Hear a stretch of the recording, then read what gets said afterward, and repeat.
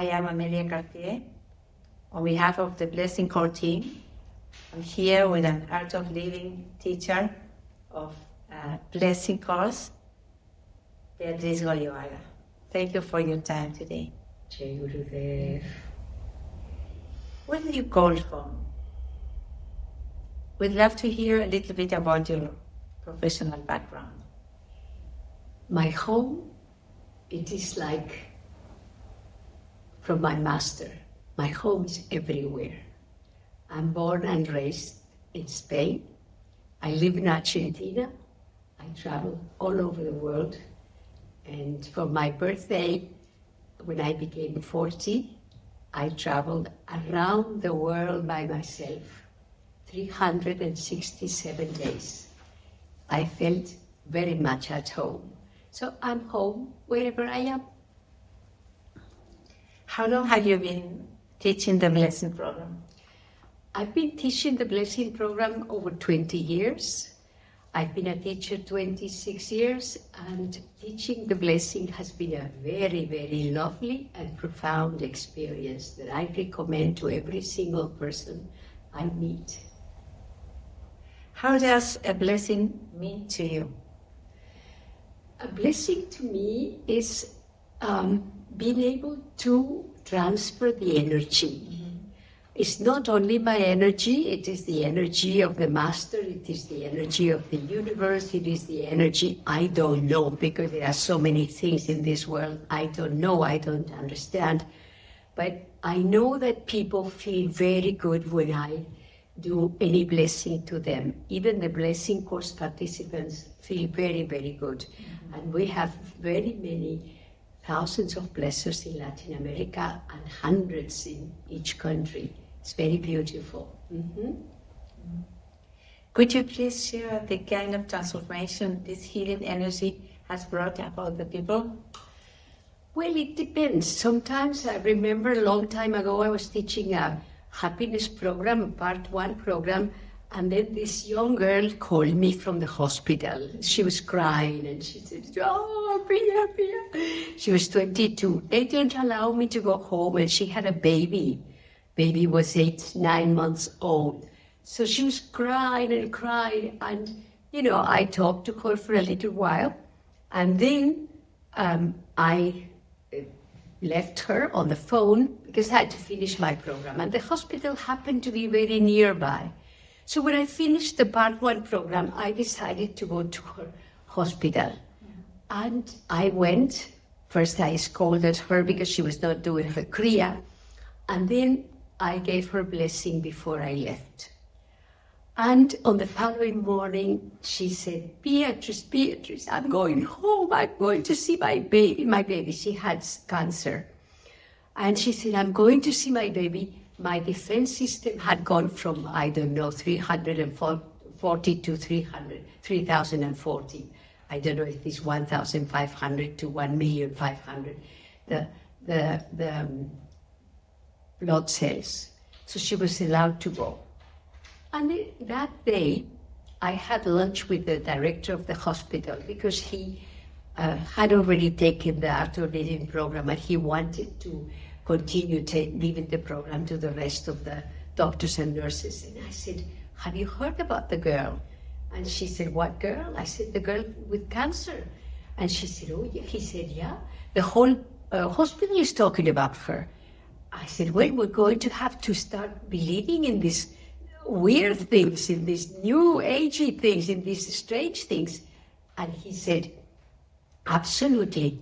And then he said, oh, but also we had given her a new diet.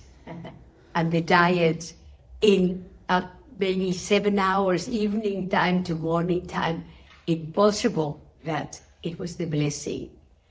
I don't know whatever happened to the girl because I lost contact. But that day was a beautiful day, an experience that I'll never forget. Can you share something, an impact during, for example, climate or events, natural disaster? You have any experience about that? Not really natural disasters, but I remember in Mexico, one teacher came to me crying, said, Beatriz, my daughter. And she said, the doctor said, I should not even take her to the Mayo Clinic in the US because she has such a strong carcinoma that she cannot be rescued. And she was crying. I said, listen, not the doctor. Only the divine has the last word, so we're going to see what happens. I took both of them. The mother's faith was so strong. I gave her blessing, and we took her to see, to do a program in the United States, and met Shri Ravi Shankar. He gave her blessing, and she came back. And she continued her chemotherapy. After 4 or 5 months, she had to do another checkup. There were no traces, not the sentinel glands, nothing, not true. Maybe we made a mistake. The doctor in Mexico, her cancer doctor, is today a teacher. Because of, thanks to the blessing, this girl, she was 19, she had already no hair from the chemotherapy. Today she has long hair, she's beautiful. And can you share a funny or amusing story of blessing? Amusing, I don't know whether amusing, funny, but we have a teacher in Argentina, he's a blesser. And every single person he blesses falls down. And he already has 2 assistants holding them on.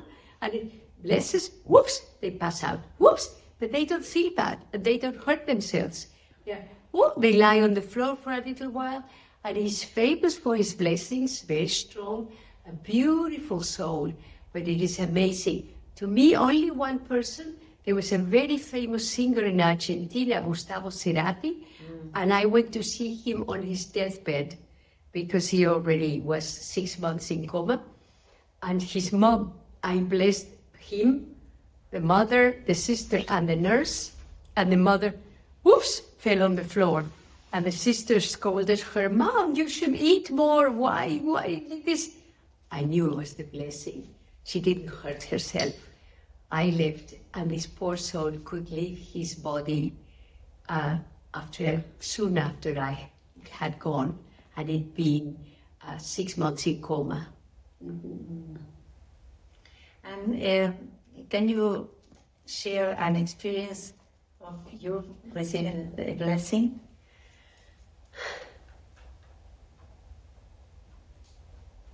I think my having started the Art of Living blessing program is my biggest blessing. My life is blessed. I have a master. My life is blessing people and being blessed all the time. So there is not one single pinpoint thing that I can pinpoint. Mm-hmm. How do you think blessings can make a difference in this world? In the times we live right now, why is it important to have this program? Absolutely, people need to have better energy. People are going through a lot of illnesses and issues, so it is now the time that we can transfer this energy, healing energy. I always tell people this is a technique.